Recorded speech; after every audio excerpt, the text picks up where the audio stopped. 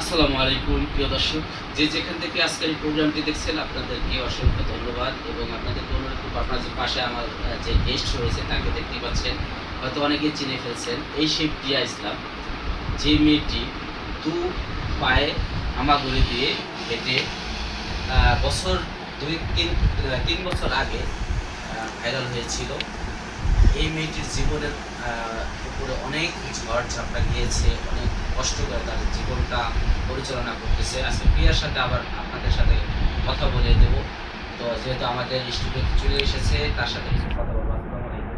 ওয়ালাইকুম সালাম, আসসালামু আলাইকুম। ভালো আছেন? এই তো আলহামদুলিল্লাহ, আপনি? প্রিয় দর্শক, আপনাকে চিনতে পেরেছেন প্রিয়া ইসলামকে। আচ্ছা, আপনি যে ভাইরাল হয়েছিলেন, তো কোন বিষয়ে ভাইরাল হয়েছিলেন সেই বিষয়টা একটু আমাকে একটু শুনুন। আমি মূলত ভাইরাল হয়েছিলাম মানে অসুখের ভিডিও করে, যেমন আমার কিছু হেল্প লাগতো, হেল্পের জন্য মিডিয়াতে কিছু সাক্ষাৎকার দিয়েছিলাম, সেখান থেকে মূলত আমি ভাইরাল। আর কিছু কথাবার্তা হয়তো আমার হচ্ছিল, ওইটাকে বন্ধুরা অনেকে রোস্ট করছিল, সেখান থেকেও আমি ভাইরাল। মূলত সে হচ্ছে একটি অসহায় মেয়ে। তার পরিবারটা খুবই গরিব এবং তার একটা দুর্ঘটনার কারণে তার একটি পা অচল হয়ে গেছে। আসলে ঘটনা কি ছিল সেটা একটু আমরা ছোট্ট করে শুনবো। ঘটনা ছিল হচ্ছে, প্রথম আমার আম্মু, আমার ছোট ভাই, আমরা তিনজন মানে একটা মিডিয়ার সাথে দেখা হয় রাস্তায়।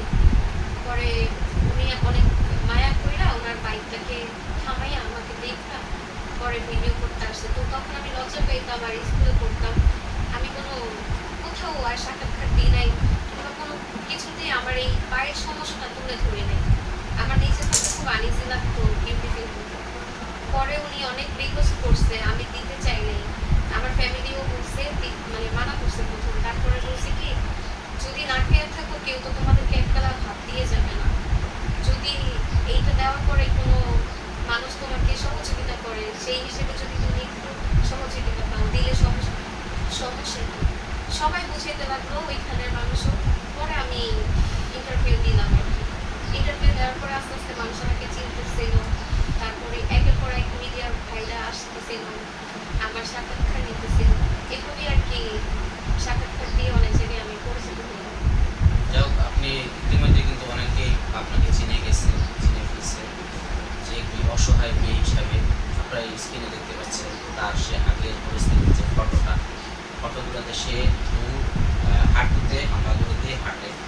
তার বর্তমান এখন পরিস্থিতিটা জানার আগে আসলে আপনি এই যে আপনার যে সমস্যাগুলো রয়েছে, আসলে কোন